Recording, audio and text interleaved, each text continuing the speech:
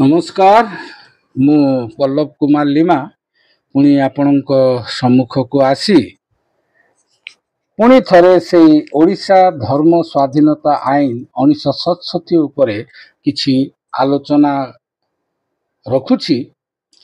गत वीडियो रे आपण माने हुए तो ए संपर्क रे अनेक विषय जानी थिबे आ बहुत लोक मध्ये कमेंट करिसंती तेणु सेमानकु धन्यवाद दउछि।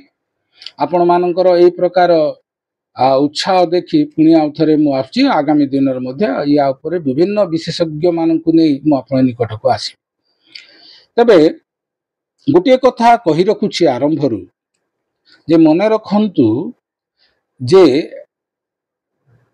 आईन रो अज्ञानता निर्दोषर बहाना नुहे। कहा जाए ignorance of law is not an excuse. तेणु आईन संपर्कित धारणा आपण मानकु रहिबा दरकार, विशेष करी जो पालक प्रचारक अन्य माने जो माने आपण माने फील्ड रे काम करंती से मानक निमंते ए विषय बहुत जरूरी। आपण माने ध्यान पूर्वक ए वीडियो देखिबे एवं चिंता करिवे। परवर्ती समय रे आपण मानकर जदि कोनोस विषय आवश्यक हो निश्चित मो सहित जोगाजोग करंतु। ए धर्म नियंत्रण आईन जहाँ भारत वर्ष रे वर्तमान अति चर्चित विषय, किंतु ओडिशा होउची प्रथम राज्य 1967 रे ए आईनटा आनिथिले एवं 1968 रे एटा वर्तमान लागू हेइछि। अवश्य तापरे 1999 रे यार आउ गोटे आईन मध्य रहिछि बा जाको रूल बोली कुआ जाय। तबे एई आईन रे जहाँ गुरुत्वपूर्ण विषय रहिछि जे धर्म परिवर्तन कहले कोन, जहाँ गोटे धर्म छाड़ी अन्य जे कोनोसी धर्म को परिवर्तन करिवाटा होउछि धर्म परिवर्तन। तबे ताहा कोटा आईन रो प्रश्रय भितर आसीबे ना, जदि कोनोसी धर्म परिवर्तन बलपूर्वक धमक चमक देई बा ईश्वरीय असंतोष बा अंधविश्वास रे पकई बा सामाजिक विपद बा सामाजिक बासंद बा संपर्क तुटई देवा एपरी ब्लैकमेल करी जदि धर्म परिवर्तन करा जाए ए आईन रो परिसरभुक्त हबो। द्वितीयता लोकों को प्रलोभन देखी प्रतारणा मूलक कौशल अवलंबन करी जदि धर्म परिवर्तन करा जाए ताहा भी आईन परिसरभुक्त दंडनीय अपराध। तृतीयतः जे कोनोसी प्रलोभन कहिले उपहार हो नगद हो बा अन्य कोनोसी लाभार्थ विषय देखि ताकू यदि धर्म परिवर्तन करा जाए ताहा भी आईनगत अपराध।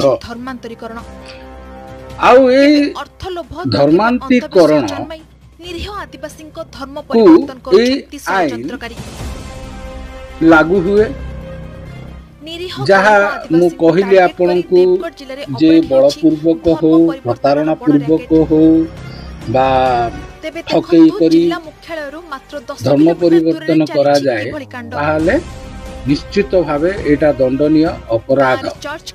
एवं से दंड कौन ना, जदि प्रमाणित हुए जे कौनसी व्यक्ति को आपण प्रलोभन ठकई बा बासंद सामाजिक भय देखई काहाकू धर्म परिवर्तन करा जाइछि ताहले एथि निमंते 1 वर्ष जेल एवं 5000 टंका पर्यंत जरिमाना रहिछि। जदि कौनसी व्यक्ति जने नाबालक महिला किंबा अनुसूचित जाति किंबा जनजाति को आपण धर्मांतरीकरण करैछंती से जे कोनोसी धर्मर हो, तेबे एथिरे दंडर प्रावधान 2 वर्ष पर्यंत जेल एवं 10,000 टंका पर्यंत जरिमाना रहिछि। ଉପଦେଶ ଦେଇକି ବୁଝଉଛନ୍ତି ତେଣୁ ଏଇଆ ଭଲ ଏଇ ଏଇଆ ଖରାପ, ଆଇନ ଗୁଡାକ ଭଲ ରାସ୍ତାରେ ବା ଚାଲ। ଆପଣଙ୍କୁ ବୁଝୁଛନ୍ତି ଆଉ ବିରୁଦ୍ଧରେ ସେଇଆ କୌଣସି ଲୋକ ବୁଝୁନାହାନ୍ତି ଯଦି ଆଉ। ଅଭିଯୋଗ ଆଉ କରନ୍ତି କୋଉ ଦିନ ନାହିଁ ଆମର ତ ତାହେଲେ କୁହନ୍ତି, ବିନା ୱାରେଣ୍ଟରେ ପୋଲିସ ସନ୍ଧ୍ୟାରେ ଆପଣଙ୍କୁ ପଢିବା ଗିରଫ କଥା ଆଉ କରିପାରିବ ବାଇବଲର ଯୋଉ ଏବଂ ଯୋଉଟା ମାମଲା ପଢିଛନ୍ତି ରୁଜୁ ସେଇ ହିସାବରେ କରିବା ଚଳବା କଥା, ଜିଲ୍ଲା କିନ୍ତୁ ଆଉ ମାଜିଷ୍ଟ୍ରେଟଙ୍କ ଠାରୁ ହେଇପାରୁନି। ପରମିଶନ ଏମିତି ନେଇକି ତ ସମସ୍ତେ ସେ ପଢୁଥିବେ ବୋଲି ମାନେ ନାହିଁ, କିଏ ତାଙ୍କ ଆପଣଙ୍କ ପାଇଁ ଏଗେନଷ୍ଟରେ ମାମଲା ବା ଏଫଆଇଆର ଦେଇପାରିବେ। ଗାଁରେ ପୂର୍ବପୁରୁଷ ତାଙ୍କର ହିନ୍ଦୁ ଥିଲେ, ହେଲେ ଗଲା କିଛି ବର୍ଷ ତଳେ ସେ ଧର୍ମ ପରିବର୍ତ୍ତନ କରିଛନ୍ତି। କାରଣ ଜାଣିଲେ ଯେ କେହି ବି ଆଶ୍ଚର୍ଯ୍ୟ ହୋଇଯିବ।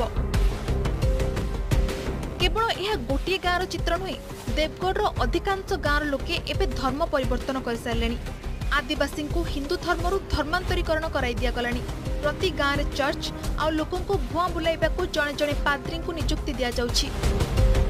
ଜିଲ୍ଲା ପ୍ରଶାସନ